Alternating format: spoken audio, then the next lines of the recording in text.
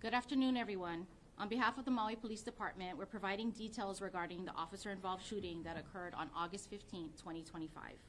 Joining us today are Chief John Pelletier, Assistant Chief Keola Tom of our Uniform Services Bureau, Captain Nelson Hamilton of our Criminal Investigation Division, and Detective Jeffrey Calibuso of the Criminal Investigation Division. At this time, I will now turn it over to Assistant Chief Tom. Hey, good afternoon, everyone. I'll be going over the initial call that Wailuku patrol officers responded to.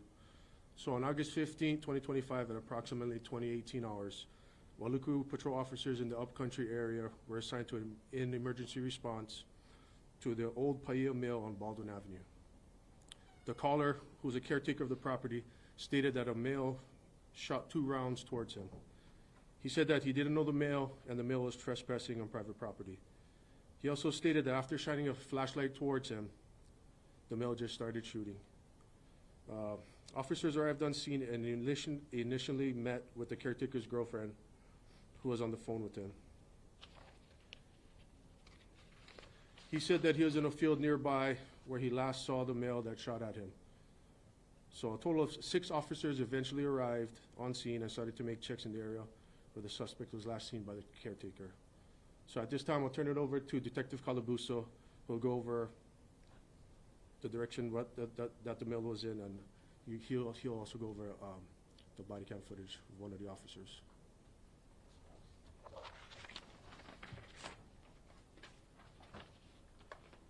All right, good afternoon. The first picture you'll see is the overall aerial of the scene of the incident. All right, the officers approached in from the on the right side of the picture where there's a fence line. All right. When we get to the video, when the officers came here, they actually came in from the left. When they made contact with the caller said that the last time he saw the the suspect, was by that white tank right in the middle. Yeah. So this is where his last scene. In that area. You can't see it, but right below that is it's a little gulch. Okay. Could we turn up the lights just for this portion? Yeah, sure.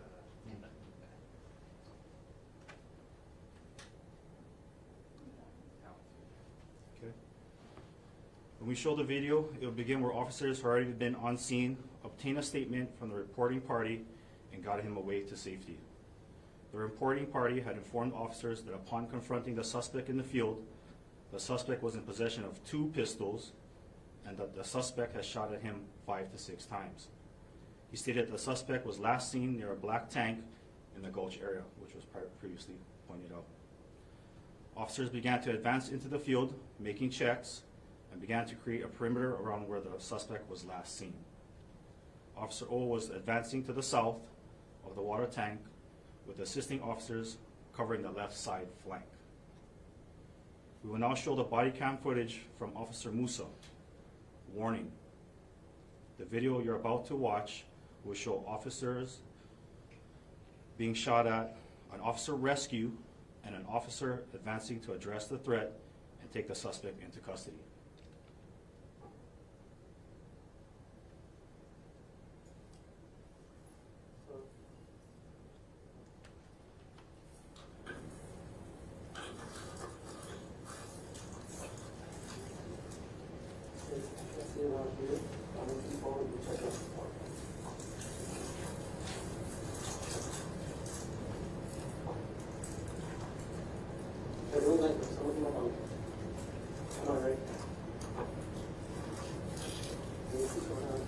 See anything over there? Oh.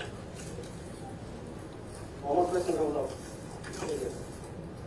Hold up. If you can't see anything, hold. Run! Get back! Get up! Get up! Get up! Get him! Oh! Get him! Get him back! Get this out, help me.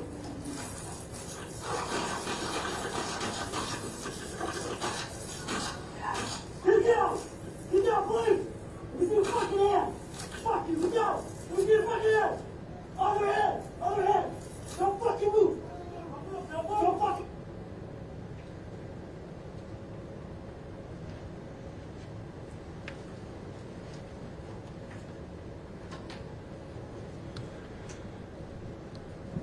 County lights, please.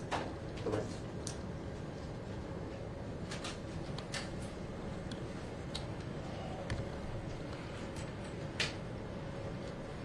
This next picture. So this is the concrete pillar that the suspect was hiding behind at the time of the shooting, that we believe.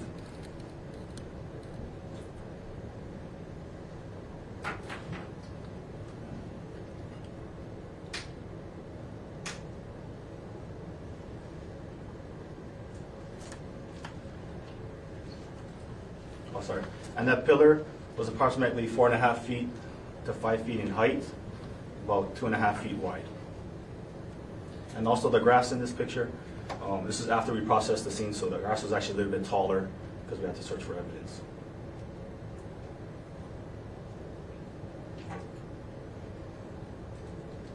All right, this is the suspect's weapon. This is a polymer 80 Glock Ghost gun. It has an extended magazine, high capacity, and 9 rounds of live ammunition.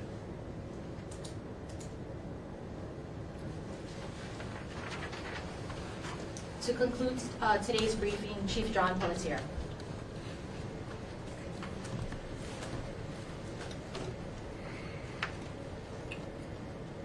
There are no winners. Most critical incidents. We have a family, a partner, a department, and a community mourning the loss of Officer Suzanne O. A police officer's response is dictated by the suspect's actions. The suspect put officers into a deadly force situation with no choice but to act. This agency has been committed to 21st century policing for several years. Trust and legitimacy are established by transparency. Never, never in over a quarter of a century have I witnessed a more transparent situation than a police officer approximately 100 hours after a shooting testifying publicly in court on the details of that shooting. We deal in facts, not fiction. We deal in facts. And we have presented the facts as we know them today. On the body-worn camera, you witnessed an officer who was searching for an armed assailant, and that armed assailant was in close proximity to the family that served him a TRO days before. Officer O died trying to make this community safer. You saw a downed officer rescued by members of her team. You saw an officer act and use the force necessary to stop and incapacitate the threat. You witnessed an absolute incredible show of restraint by placing that suspect in custody so they can stand trial. Being a member of law enforcement is the most honorable profession, period. This department provided this officer-involved shooting debrief as we are in the very beginning stages of the grief of losing one of our own. We make split-second decisions in dynamic, rapidly evolving incidents. And this incident demonstrates the very real dangers of the police profession. At this time, we will be taking questions. However, please remember that we will not be discussing the criminal aspect of the investigation, starting with Hawaii News Now. Wondering if you know why the officer, or excuse me, why the suspect was there in the first place. So the question is if we know why the suspect was there in the first place. So the suspect was out in the field and he was out hunting criminally. legally trespassing. Maui News? This has to be incredibly difficult for the department right now. Are resources being made available to officers within the department, counseling, to kind of help some of the grieving process? So the question is, what resources are being offered to department members at this time? So, appreciate the question. 2 years ago, we faced the worst tragedy the state's ever seen. And then 2 years later, we're in this situation. And I say that because we made it a point to focus on officer wellness. And like I said a couple days ago, we've got two priorities. Justice for Officer Suzanne O, the health and well-being of our employees. Immediately following this incident, we had dispatched and asked for some of our psychologists that are on call that we contract, and we have another psychologist that come out during the fires, and had that readily available. We have expanded our chaplain program. We now have 9 current full-time chaplains that are available for us as well. We had them. We have our peer support as well as all the different resources that are there. It's a legitimate question. It's obviously comes from a really good place, but we've got to make sure that we're doing everything we can to make sure that our people, their wellness is first and foremost. We'll continue to do that, and we'll continue to monitor that process. But we know with the team that we've assembled that we're going to get them the things that they need, period. One follow-up question. I heard it mentioned earlier that there was a ghost gun. Does that mean that the serial number was defaced, or was this something that was maybe printed on a 3D printer? Is there any elaboration that you can give me on exactly what the ghost gun? Okay, so the follow-up question is if the firearm used in the incident was a ghost gun. As far as we can determine, it was a ghost gun. It was a polymer 80 ghost gun. It was one of those you can order online. Akaku? I feel very, very sorry for all of the officers, family of Suzanne O. And wonder, is there a fund set up for helping out the family and contributing, or any else that we can do? So the question is if a memorials fund has been set up for Officer O at this time. Thank you very much for that. A couple things. One, there's 2 different ways that you can help. Currently, SHOPO has the ability to take monies in now, and that's there. The family's getting, through friends and through the network that we have, they're getting a bank account set up so that can be done as well. Obviously, if you think about we're 6 days in, you've got a weekend, and you've got some different things, and so we've got a few priorities, and then, by the way, you got a preliminary trial squeezed in the middle of all this stuff. So you can imagine with the bifurcation of the criminal process and then this investigative process for the officer-involved shooting, plus the arrangements for the memorial and the well-being of the employees, there's a lot of moving parts. There will be that account made available to the public as soon as we get it. But in the meantime, should anybody need that answer, SHOPO can receive the money. They have the 501c3 that can take that in. Good. Thank you. Civil Beat? Two questions. One, I'm sorry for your loss. Can you say whether Officer O was wearing a protective vest at the time? And also, what can you share about who Officer O was as a person and what it's like to work with her? So the question is if Officer O was wearing a protective vest at the time, and to share any comments about her. So Officer O was wearing her load-bearing ballistic vest at the time of the incident. Unfortunately, she was had her flashlight in her left hand, and she got shot directly from the left side of her body, and it went in about an inch above her ballistic vest. Reference the second half of that. I think that no words that I'm going to give you in this press conference are going to even come close to doing justice by really answering that question. When I said before she was the finest of us, that is not an understatement. There is not a finer human being to ever wear the police uniform than that woman, period. Everybody that knew her loved her. It can't be stressed enough. If she moved homeless people from a location or had to do something, she would go with her own money and buy them food and give it to them. She served on the honor guard because she wanted to make sure she provided the reverence and respect for other fallen officers. She grabbed overtime calls when they were necessary in patrol. She jumped on and grabbed dispatch calls if those were necessary. She helped out wherever she could. I don't know anybody that ever said an unkind thing about her. She was an absolute rising star in this department and this community, and she served with honor and distinction. So to say how incredible she was, absolutely no words on this day, no words I think will ever be able to truly convey the type of quality of a human being she was. To say she was our finest, she absolutely was our finest officer. KT before. Yes, thank you. I know the community is mourning. Everyone we talk to says amazing things about her, and the department's mourning the family, and so sorry for everything that we're going through. When it comes to grieving her, is there any information about the memorial service? I know there's the vigil on Friday announced. Is there any other details about the memorial here before maybe moving her to Oahu that can be shared at this time? Yeah.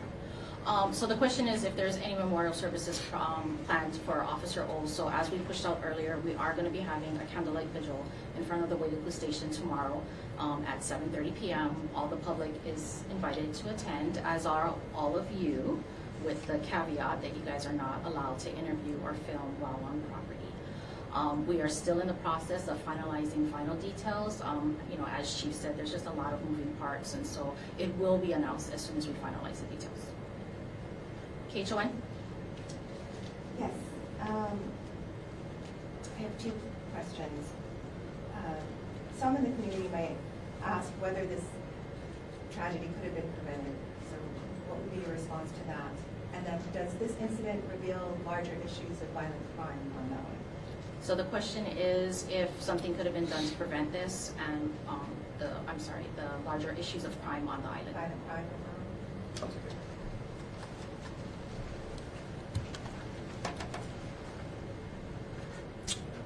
So there's no way I could sit here and tell you that there's nothing I could have done to prevent this.